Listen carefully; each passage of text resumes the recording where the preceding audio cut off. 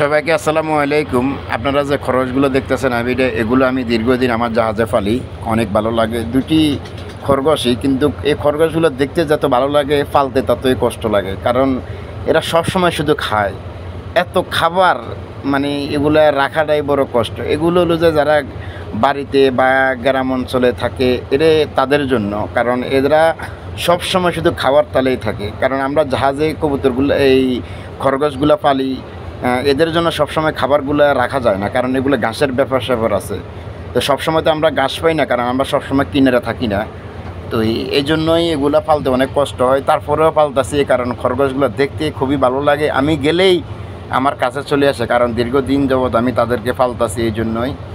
তো এই 2-3 মাস পালতাছি, কিন্তু এখন আর এদেরকে পালাটা অনেক টফ হয়ে যায় আমার ব্যাপারে, কারণ আমি এদেরকে আর পালতে পারি না। এদের থাকার জন্য একটা ঘর করে দিছি, ওই যে দেখতেছেন একটা ঘর করে দেওয়া হয়েছে। তো এই ঘরের মাঝে তারা থাকে। তো মাঝে মধ্যে যখন কিনেরে যায় তখন তাদের জন্য কিছু ঘাস কাইটে আনি। তো সবসময় কি আর ঘাস পাওয়া যায় বলেন? যখন কিনেরে থাকি তখনই তো ঘাস পাওয়া যায়, কিনেরে না থাকলে তাদের থেকে ঘাস কীভাবে আনবো বলেন? তো এই জন্যই তাদেরকে আর ফালবো না, কারণ আমি পাশাপাশি কবুতর পালি। কবুতরই ঠিক আছে, একবার আদার কিনে রাখলে দীর্ঘদিন খাওয়ানো যায়, আর তাছাড়া কবুতর ফালতেও ভালো লাগে, সাইরা ফালা যায়। আর খরগোশ এগুলা একটা টেনশন, খাবার শেষগুলি তাদের খাবার সংগ্রহ করাটা, যে সেই খাবার তারা আবার খায় না। কাঁচা যে কোনো খাবারই খায়, কাঁচা খাবার ছাড়া তাদেরকে কোনো খাবারে দিলে তারা খায় না। তো এই জন্যই তাদেরকে আর ফালতে পারিয়েন না। অনেক দিন ধরে ফালছি, খুবই ভালো লাগলো। তো এখন তাদেরকে কোথাও দিয়ে দিতে হবে, কারণ এভাবে খরগোশ রাখা যায় না, নিজের থেকে খারাপ লাগে। অনেক দিন মাঝে 2 দিন আমি খাবার দিতে পারি নাই, বিভিন্ন আইটেম দিয়ে তাদেরকে রাখছি। তো এভাবে একটা জিনিস, পশু একটা জিনিস যদি তাদেরকে ঠিকমতো খাবার না দেওয়া যায় তাহলে তাদেরকে ফালাটাও ঠিক না, তাদের আত্মা কষ্ট পায়।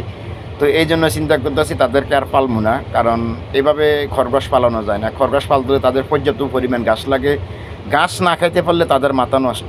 যখন তারা এই খরগোশের রাগ উঠে তখন দেখলাম যে ভাই তাদের শরীরে পশম এমনভাবে উঠে, আমি দেখে আসলে ভয় পেয়ে গেছি যে এভাবে কী কারণে পশমগুলো উঠে। তো এই জন্যই চিন্তা করছি যে তাদেরকে যে সেভাবে ফালানো যায় না, তাদেরকে পর্যাপ্ত পরিমাণ সবসময় খাবার দিয়েই রাখতে হয়।